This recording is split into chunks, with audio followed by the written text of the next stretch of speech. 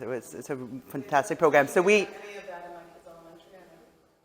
Oh, okay. If you need help connecting, I can connect you to Debbie. But we do a similar program in 11th and 12th grades in many high schools around building safe relationships. And we have a new program that actually works around how to stay safe online, because some of our kids are online all the time, even if we don't want them to be. And what happens online? How do you use social media in a safe way? So Shalom Task Force's really mission is about helping people who are being hurt by domestic violence and also fostering healthy relationships in the community through workshops, through having these conversations, and through joining with community leaders so we all are on the same page so we can work together to create a safer community, right? So it's really about safety.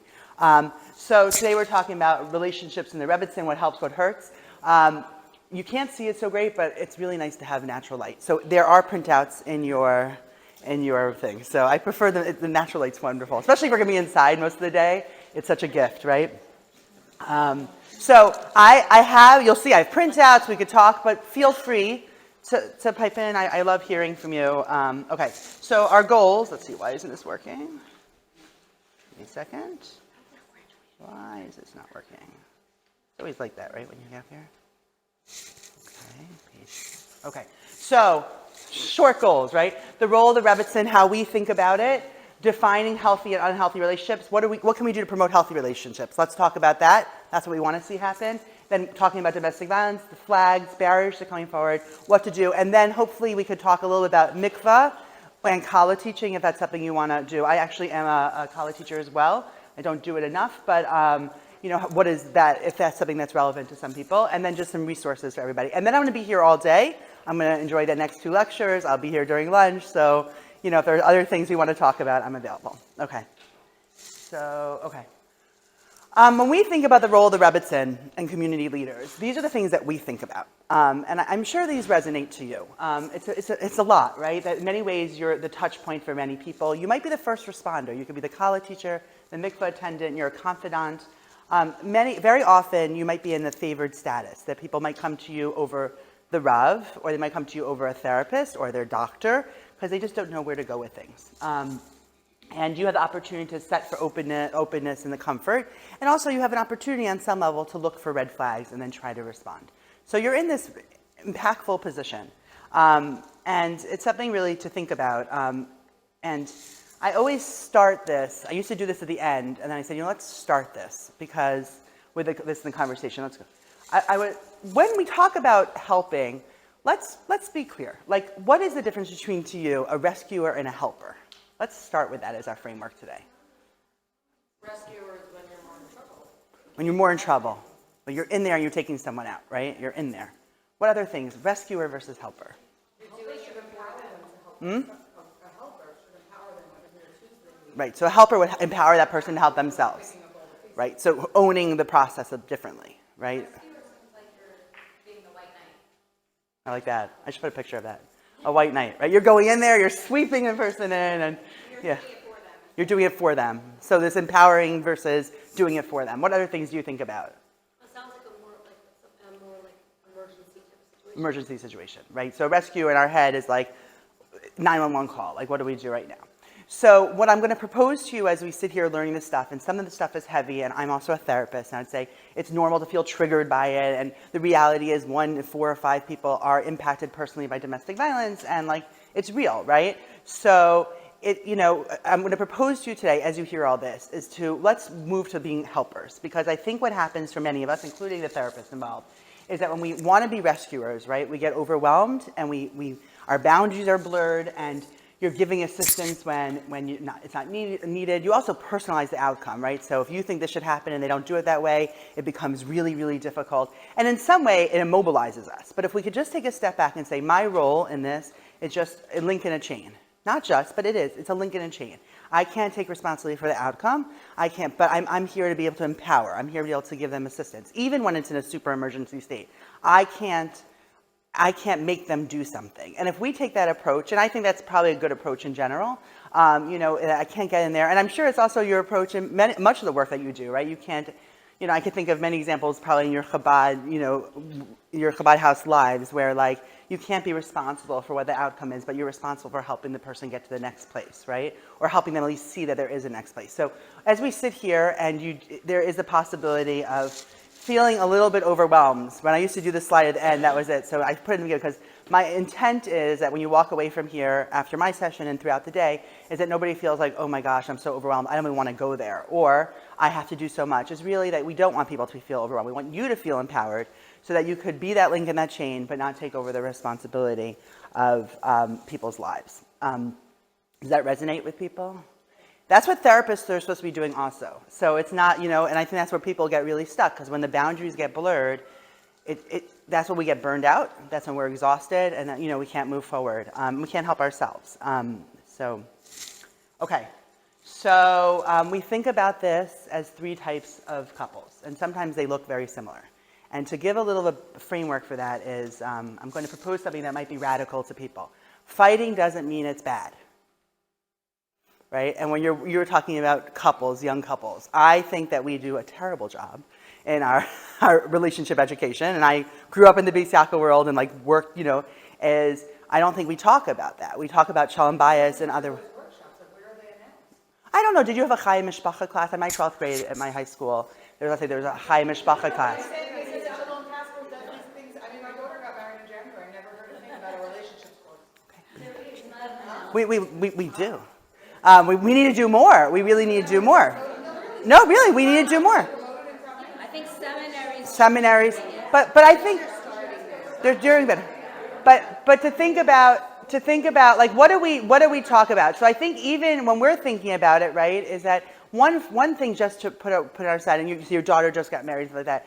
Like, how do we educate, around marriage? And I think a lot of us go into marriage thinking that a fight is terrible, and a fighting isn't terrible, right?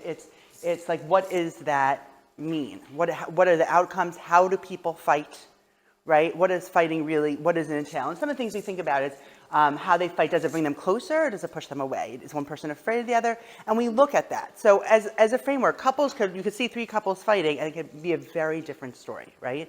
And we really think about these aspects of.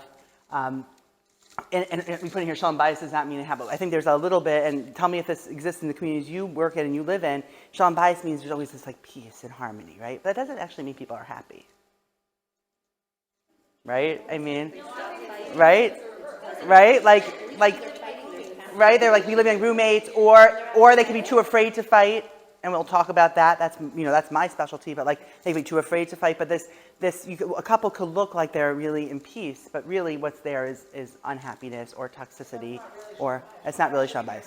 Even if it's loud. Right, even if there's times. But I don't know that we really talk about that a lot, So I'm putting that out there. So people could be fighting, and it could still be a healthy relationship, and there can be no fighting. It could be a very abusive relationship. So we just need to really think that those are not the things. Things could look very similar So when we look at healthy relationships, this is what we all, I guess, daven for in our own lives, our children's lives, and all our people. This is what we want, right? We want people to have fondness, admiration, respect, a sense of friendship, appreciation. Gottman will talk about, that's kind of the eminent scholar on couples work, will talk about this 5-in-1 ratio to positive negative, right? I don't know if that's true, and I think if we're being real about what long-term relationships like a marriage, that can be true sometimes, and it's not always true. But people go through ebbs and flows and things, and that's okay, right? If there's a general feeling of positivity. And they may come to you, and I'm sure, you tell me, people will come to you for advice in their relationship, but in general, the feel is positive and working together and a real teamwork. I mean, do people come to you around that? But that's what we're talking about at risk. Those are not the couples that we're really concerned about. Then we're talking about the next. So we do healthy, we talk about it in this way, high conflict or unhealthy, where there is a level of incompatibility. There is. And there are communication challenges. There might not be ability to empathize with each other. They don't discuss problems, and they don't listen to each other very much. I'm trying to figure out why I can't see adherence over there, because it'll be easier if I could see you. Give me 1 second.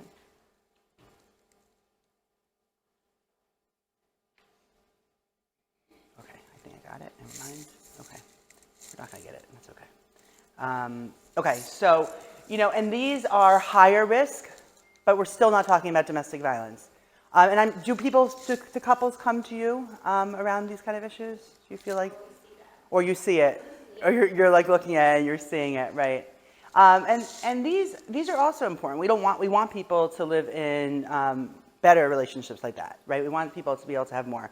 And we think about, when we're talking about healthy and unhealthy toxic relationships, we talk about what can we do? And these are the kind of things we just started talking about. Like, what can we do? Like, what are the preventive measures? How do we do that? I think that, at very least, we need to validate that marriage is challenging. I don't know that that's talked about a lot. People talk about the work of marriage, but we want to be really careful. We want to make sure that that's said. And so if you're talking to colleagues or you're talking to couples, to acknowledge that, bringing the conversation of marriage, bringing education. So calling someone like us, talking to other agencies and facilitators of bringing in a couple. We do this Shalom workshop, and ideally how it's done is that a community brings us in.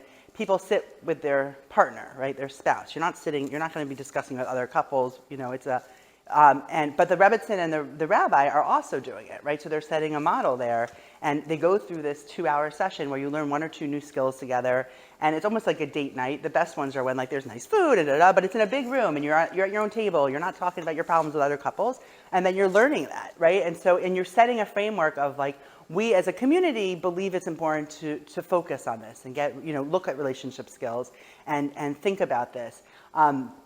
And it also sets a tone that you as a community leader are someone who's safe to come forward to, right? Which is really important because it's hard to know if someone's safe to come forward to.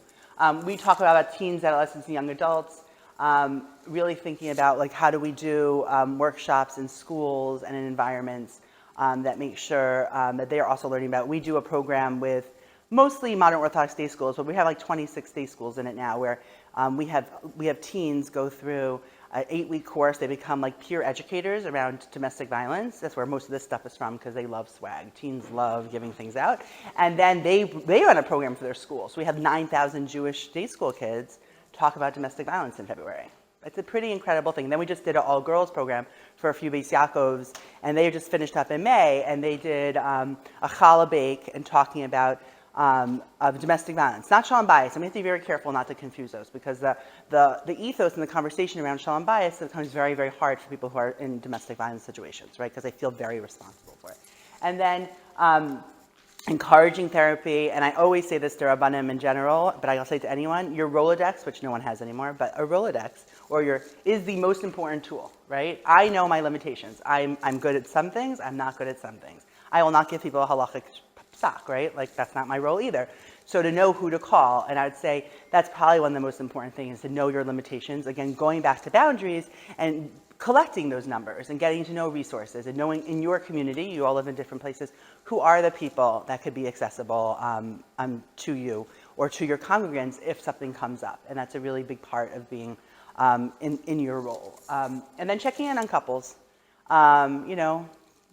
making that part of it. I remember during the beginning of COVID, when we were all really in lockdown, meeting with a lot of people on Zoom and trying to figure out how do we help people. Because particularly the clients we work with were stuck and trapped at home with an abusive partner. It was very dangerous. One of the suggestions I made to some Rabbanim that I was talking to is, you're not seeing anyone, so you can't pick up on anything,